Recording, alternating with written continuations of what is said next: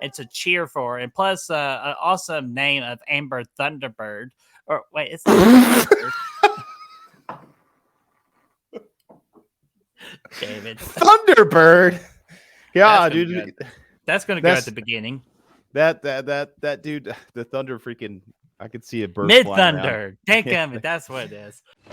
Hey, Slumbag! What's your problem, bro? We're trying to have a good time. Nope.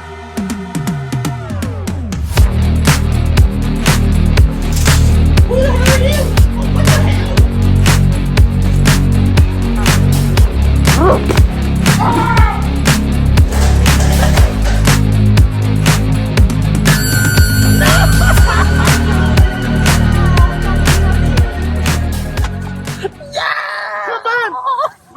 To the circus. What's going on, guys and gals, and welcome to Good Real Hunting. We're in for the good reels so you don't have to. It's your boy Brad, the Brett Man's right over there. 22's coming to an end. We've had a lot of great horror movies come out this year and a lot of great horror characters as a part of those horror movies. And right now, as a part of our end of the year recap, we're going to be giving you the top 10 horror characters from 2022. There's some great ones. It's not an easy list. We're going to do our best. Man, dude, we always do our best on this channel, but dude, this is a freaking tall order here. But you know what? It's a fun tall order. As you told me this idea, I was like, heck yeah, we gotta do this. And I like this idea of the whole series of kind of like wrapping everything up in a nice, tight little bow for everybody for the 2022 season right before we jump into 2023. So before we get started, letting y'all know our top 10 horror characters of 2022, let us know who are your all's top 10 horror characters of 2022. Do you agree with some of the people we're going to mention in this video, or do you disagree? Or is there somebody we forgot about? Because, hey, you know us, we could get forgetful sometimes. Let us know in that comment section down below, and let's get that discussion rolling by starting. And as always, hit the like button, share the content, all that fun stuff. Like Brady says, hit that comment. We're on our quest to 1,000 subs, so we can use all the help from you guys that we can get. Guess who helps most importantly of all, man? Chuck Norris. Well, Chuck Norris too, but of course our lovely real hunters. This is our Patreon page, where these are all of our lovely patrons who have give back and who really gave back to our channel. They are the backbone of the channel. If you want to be a real hunter, the link for our Patreon is in the description down below, so you could be a real hunter today. All right, man. Let's get rolling with this thing, man. What honorable mentions do you have? Man, I got two honorable mentions, and the first one I'm going to go with is the Priest, aka Pinhead from Hellraiser 2022. I love the absolute new look of Pinhead, because this time we actually get to use pins versus nails. So thank you so much for fixing that small little detail. And plus, it's just great to have Pinhead back onto the screen, which even if it is Hulu. So I'm glad just to have Pinhead back. And this is definitely one of the better Hellraiser movies in the entire franchise. And one of my other honorable mentions is, of course, Esther for Orphan First Kill. Again, Orphan First Kill definitely surprised me. And mainly the reason for the success of this movie is, of course, Esther. If you know all about Esther. So I'm not going to say too much without spoiling anything. She just is back up to her old sinful deeds. And she just does a really good job of making this movie entertaining.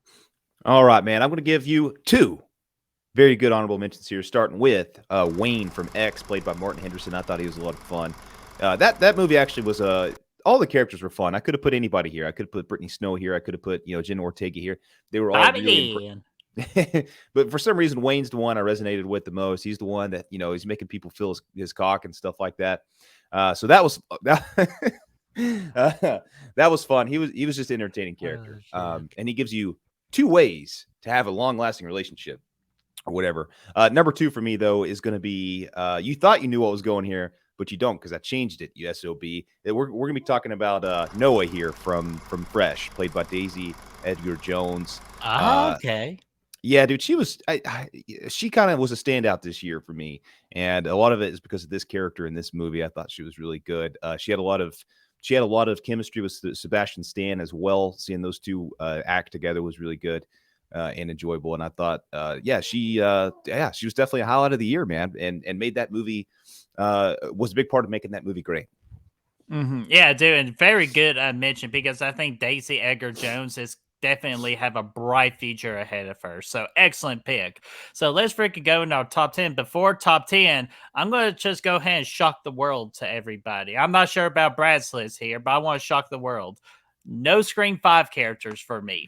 Don't get me wrong, I love Scream 5. I think it's a very excellent movie. It gets better for me for every watch. But for these particular 10 people I'm about to mention, do more than what the Scream 5 characters do. So hopefully in 2023, when we do this video again next year, I can mention some of those characters from Scream 5 Hour and Scream 6. But Dewey, it's an honor. But sorry, too soon. No, I'm just messing. All right, my number 10 is going to be. We're going to continue your world of fresh there, Brad. But I'm going to go with Steve, like you said, played by Sebastian Stan. Dude, such a charismatic character that Steve is, especially for what he does in Fresh. For once you realize what he is actually doing, dude, like he just makes the most uncomfortable thing very entertaining to watch, just because again he brings that charisma onto the screen. It just freaking explodes, man. Definitely one of the more surprising characters of 2022. So my number 10 is Steve. That's a good pick, Birdie, man. Number 10 for me is one you talked about already. That's Esther from Orphan First Killed. This movie was a pretty good big surprise for me this year. Kind of came out of nowhere. Didn't even know it was coming. Definitely didn't ask for it, but it came out. I watched it. I liked it, and she's a big reason why. Played by Isabel Thurman. She's a little bit older now. It's a little bit weirder now, but it still works just the same. You can turn that off in the back of your head and enjoy this flick for what it is. And I like a lot of things they did with her character in this movie. They gave her character more life, more meaning, and all that stuff, and really kind of dove into her backstory. That's what this whole movie really was about. So I appreciate it for that. And man, it made her one of the top 10 characters of the year.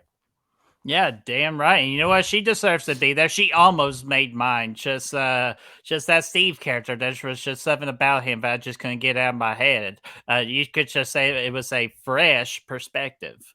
But enough of the jokes. So my number 9 for me is going to be Emerald, or they call her M, from Nope. And Keke Palmer, again, this is something kind of like a trend you're going to notice from my top 10. It's just this charisma that an actress or an actor brings into their character to bring them back to life, or like to bring them onto the screen, like pop on the screen. And definitely Keke Palmer is definitely one of the most charismatic on this list for her character of M. She's very enjoyable, and kind of like I said, the slow like moments into the movie, because there are a lot of slow moments. She picks it right back up to bring that energy into the viewer. So definitely her character needed to be mentioned at number 9. That's a good pick as well. Number 9 for me. I'm not the Scream guru of the chat, but I got Scream here in my top 10, and that's with Richie, man, played by Jack Quaid. I thought he was a lot of fun and a good addition to this. Yeah, I think he's one of the better characters in the franchise since the original, bunch of characters in the first movie that, some of those obviously carried on. But yeah, man, definitely the best character of the last 2 movies, Scream 4 and 5, in my opinion. He's a good actor. He brings a lot to the role. He plays kind of like the boyfriend character of the main girl. And I thought he really stood out. And they did a lot of things with his character that made him stand out. And yeah, he was really involved in the story and everything. I don't want to spoil anything, but he was really good at the end of the day, and one of my favorites of the year. Hell yeah, man! See, I know I could count on you throwing me in my Scream reputation, or like fixing my Scream reputation and all that, just by adding a Scream character into this top 10. So I'm proud of you. And I hope you're proud of my number 8. I know you haven't seen the movie yet, but hopefully soon. My number 8 is Chef Slokey Slowik. I know I butchered the hell out of it, but it's pretty much the chef from The Menu, played by our boy Ralph Fiennes. Again, I Great. know he says it weird, but I'm always going to just say Ralph Fiennes just because it's defined the way it is. But man, he just brings such a unique presence into the movie The Menu, because like immediately you gravitate towards him, kind of like figure out what in the hell is up with this person and why is he the way that he is. And as it just like the movie progresses, he gets more weird and unique, and he just really freaking cares about his food and to the attention of detail. So Ralph Fiennes just does an excellent job bringing this character of just being very unique, one of the most unique characters of 2022. And again, you got to add that uniqueness onto your top 10 list. Voldemort always brings his A game, 100%, man. Oh God, Brad, we're not supposed. He who must not be named. Number 8 for me is going to be Steve. You talked about him already, but we're talking about the dude. Yeah. That is Sebastian Stan, aka Luke Skywalker wannabe from Fresh. I thought again, just like Daisy Edgar Jones, dude comes in with a lot of charisma here. Their chemistry really propelled the movie together. But I like this charm, man. He gets a little bit more to do than Daisy Edgar did because he has more kind of sides of his character. He's got the charming dude at the beginning, takes a few turns throughout, but he really he brings like a Ted Bundy kind of vibe. Everything happened the way it did in the movie. If you haven't seen it, again, don't want to spoil it, but yeah, he had a lot to do. He went back and forth quite a bit, and I thought he nailed every side of his character. And yeah, he was great. He was fantastic. That's my number 7. That's Gwen from The Black Phone, because she just, again, charismatic, man, a spunk to her character. And I never would have thought that Gwen would have been the standout in this movie, especially where we got Ethan Hawke playing the villain. Even Finney was really good in this movie. But I'm just telling you, Gwen is the girl that you remember. Like, again, Finney's a good character, but if we're going to remember the two, like brothers and sister, or like the brother and the sister, we're definitely remembering Gwen, especially when she said, like, Jesus, what the fuck? Like, you just can't help but like her. And then when she makes fun of the officers in the principal's office, it's just like she's so fun and entertaining, but also the actress is so darn good for her age. I think she has a bright future. I hope she stays in the horror genre as long as possible. But Gwen does an excellent job. Or Gwen is such an excellent character, not the actress. I think the actress's name is Madeline. So my number 7 is going to go to Gwen. Number 7 for me, man. This is one of my favorite Final Girls I've seen in a long time, man. And it came from the most unexpected of places, a place I never went to go find my favorite Final Girl in a long time. But that's going to be Sienna from Terrifier 2. Big reason, this movie was 2 hours and 20 minutes long, give or take, a little bit less than that. I gave it some crap before. I was like, this is way too long for a slasher, and it still is. But because of that, we got a lot of time to spend with this character. We got to really know her really well, and I thought the performance by Lauren Laviera was really good for a $250,000 movie. I thought, she was a standout. She was really solid, and really carried most of the runtime. Because really, I thought this movie was going to be all blood, guts, and gore, and really, she's featured a lot more than Art is. So I thought that was cool, and yeah, she really did a good job. She made you care, and she made you be in her corner when it came time to duke it out with the clown man. Hell yeah, man! So I bet, hey, better for Art fame for the good old Pennywise, don't you say? Don't you be talking about Pennywise the dancing clown like that. All right, man. Let's freaking continue on here, man. At number 6, I'm gonna go a little bit back to the Hulu train here. We're gonna go with Naru from Prey. Talk about a female empowerment character done right. Naru definitely has been one of the best representations of women empowerment. Not throwing it too much to you on screen, but it definitely it's just all part of her story. She's different from her tribe, where the females are not allowed to hunt. But that's all she ever knows, and just that's kind of like her spirit, and just stuff that's something you can really get behind. So Amber Mid Thunder, such a badass name, and if you have a badass name, I'm going to definitely support you. So I'm going to just go ahead and leave it at that. She kicks ass. She kicks the colonist's ass. She kicks the predator's ass, all in one movie. How could you not add her into the top 10? So my number 6 is Naru. Well, number 6 for me is Gwen as well. Madeline McGraw from The Black Phone. Outstanding, man. Really really a show stealer, if you will, in a movie that was really, featured around, this creepy ass mask dude by the name of Ethan Hawke out here tearing it up, putting salt and pepper in your breakfast. She's one that kind of, you left really remembering her character and her performance and everything. And I thought she was really good. And I liked her side of the story just as much as I liked Finney's, because she was out there, trying to find Finney and stuff like that. And she had this kind of clairvoyant thing going on that was really interesting and all new to the story. It wasn't a part of the short story that inspired the books or the movie. So I thought that was cool. That was a good addition. And seeing them two together, Finney and her, in the first act of the movie, some of my favorite parts of the movie. After that you have that freaking crazy scene when Dad's whipping her, and she's just giving her performance out there. Yeah, that was good, man. That was really intense, and it was all because of her. And having her as a character made the rest of the movie seem to matter a little bit more, because you really wanted her to be reintroduced to her brother at some point. All right, man. My number 5. I'm gonna go back into the world of the Black Phone here, and we gotta go talk about the freaking the Grabber man, played by Ethan Hawke. Just first off, when I heard Ethan Hawke was gonna play a villain, freaking my ticket was already bought. I didn't even care what the story was or what what it entailed. Ethan Hawke, bad guy, you're going to be in for a good time. And man, his performance did not disappoint. The Grabber was such a unique character. What brings upon his uniqueness is all the mask and his mannerisms. That it's just mannerisms alone are a big reason why a character stands out. And definitely Ethan Hawke definitely made that character his own. And definitely the Grabber is going to be a horror icon that gets to be talked about for a very, very long time. So my number 5 is the Grabber. Excellent pick. So number 5 is still going to be Naru from Prey, aka Amber Mid Thunderbird. Mid Thunder, man, she was badass as mofo coming in here in this movie. I thought, again, we have this. We're definitely the best character in the Predator franchise since the first movie, and I honestly would say I would argue that she's probably the best character in the whole franchise, because as good as Arnold was, his character wasn't really explored. It was just a macho dude going up against Predator. It wasn't a big deal.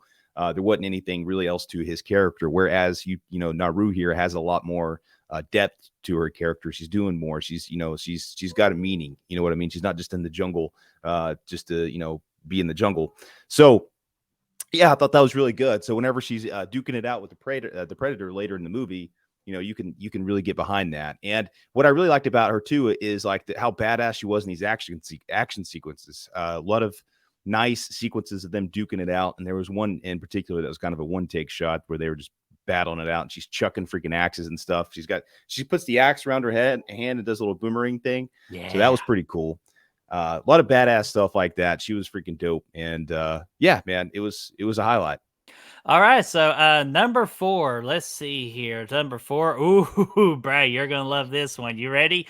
My number 4 is Corey Cunningham. I know, man. I know that you're welcome for that, man, because as much as I hate Halloween Ends, I cannot deny the fact how great of a character that Corey Cunningham was. This was pretty much Corey Cunningham's movie, and Michael was just in it. Again, that's why I had a problem with it. But you know what? That's for you got the videos in the past, so the explanations of that. But Corey Cunningham, definitely such a unique character, and just to see his story from beginning to end, you really do feel for him. Of course, he doesn't do things necessarily the right way, but you can understand kind of like his motives of what led him to the art form that is known as evil.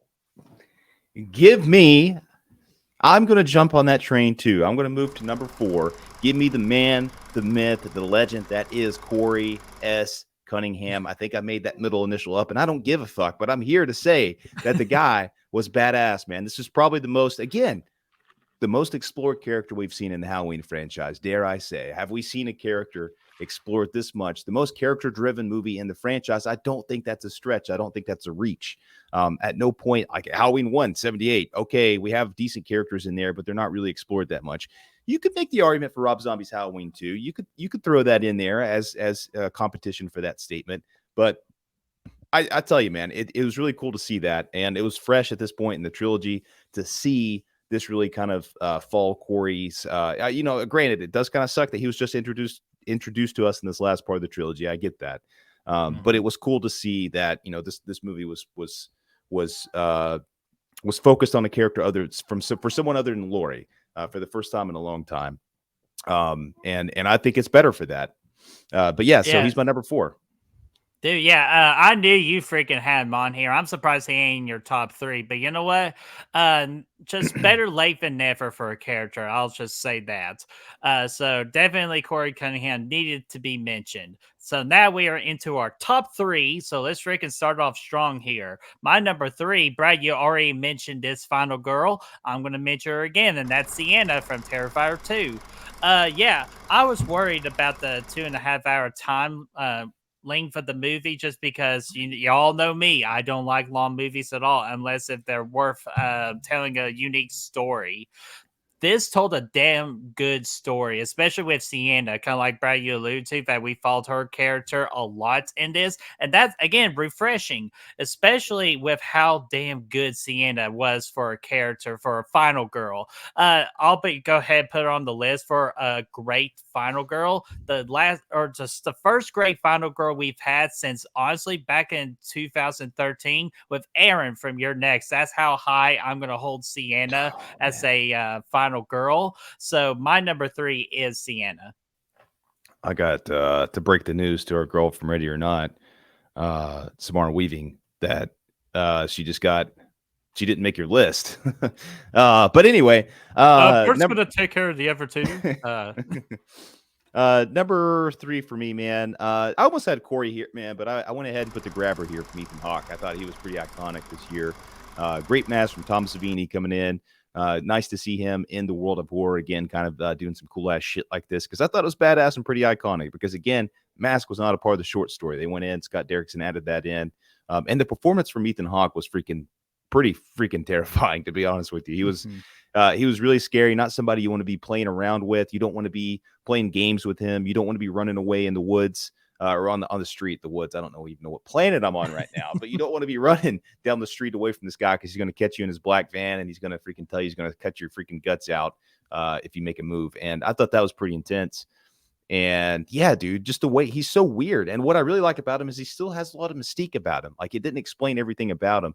With the way, again, no spoilers here, but with the way everything kind of plays out towards the end of the movie, it raises some questions that don't get answered, and I appreciate it for that. So there's a little bit of mystery behind him, and he's just weird as fuck, dude. The way he's, he'll leave the door unlocked and be like, "Hey, I'm gonna go up here and cook some falafels," or whatever he said, and then he'll sit up there and just sleep in the kitchen and wait for your ass. So I thought that was kind of creepy and stuff. So a lot of fun, man. A lot of fun this guy was, and I'm glad that he's a part of that lore now. Absolutely. And again, just to look at the mask. Again, it wasn't mentioned in the short story, like you said, but still an excellent. Like, it's kind of like it was that touch that brought that character into the top 10, really, or just like made that character very popular of 2022. So hell yeah. Let's go ahead and go to my number 2, dude. Number 1 and 2 can go back and forth. Honestly, I'm just going to go with what I'm feeling now. And my number 2 is freaking Art the Clown from Terrifier 2.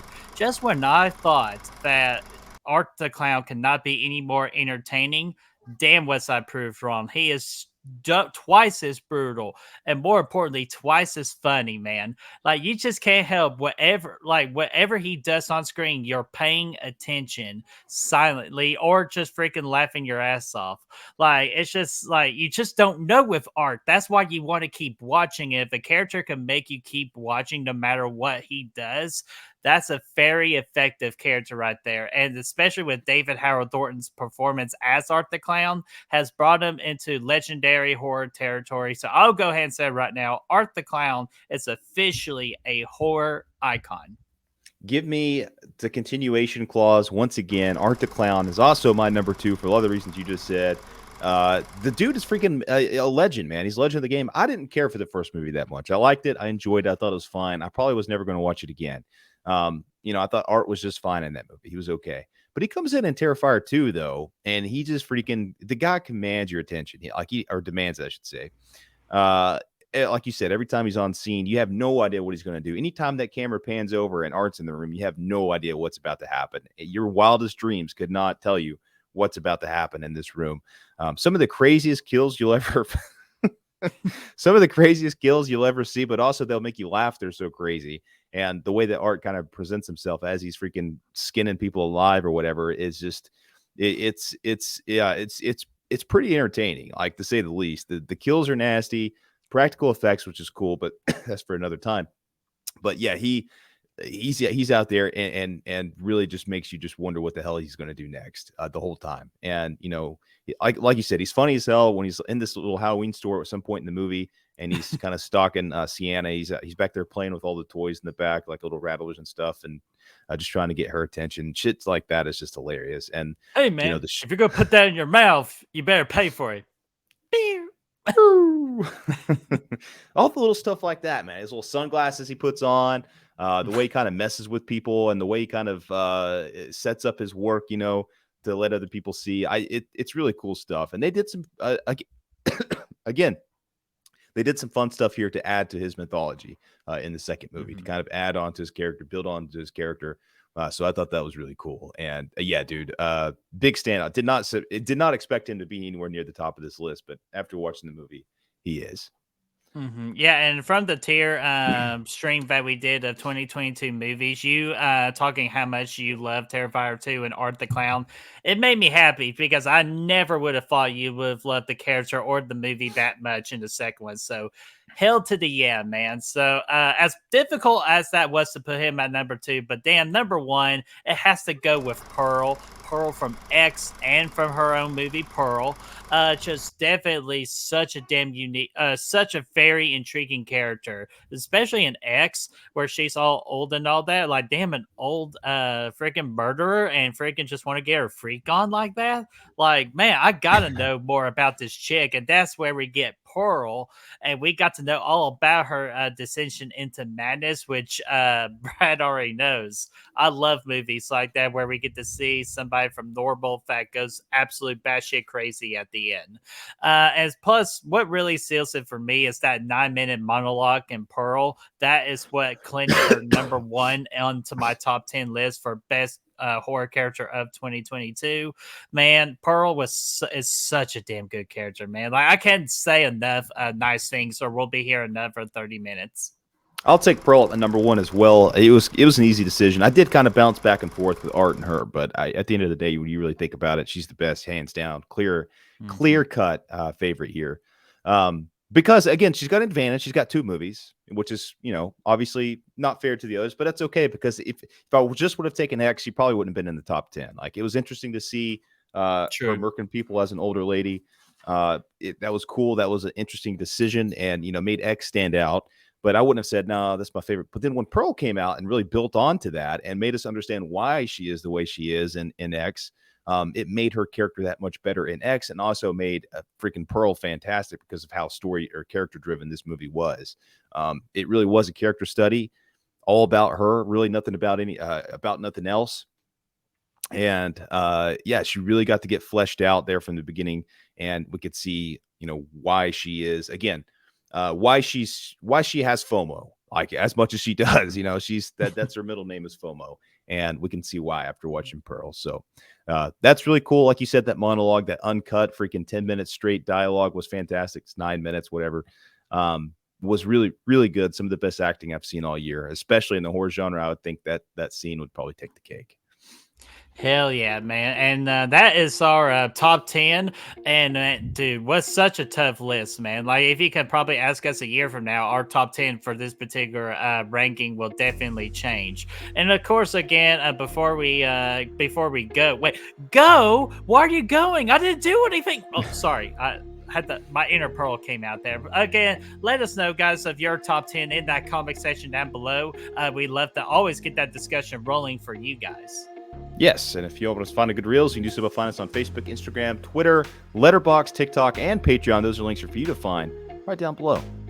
Absolutely. Until then, we'll freaking see you all later. Remember, you are a star. Yes, you are.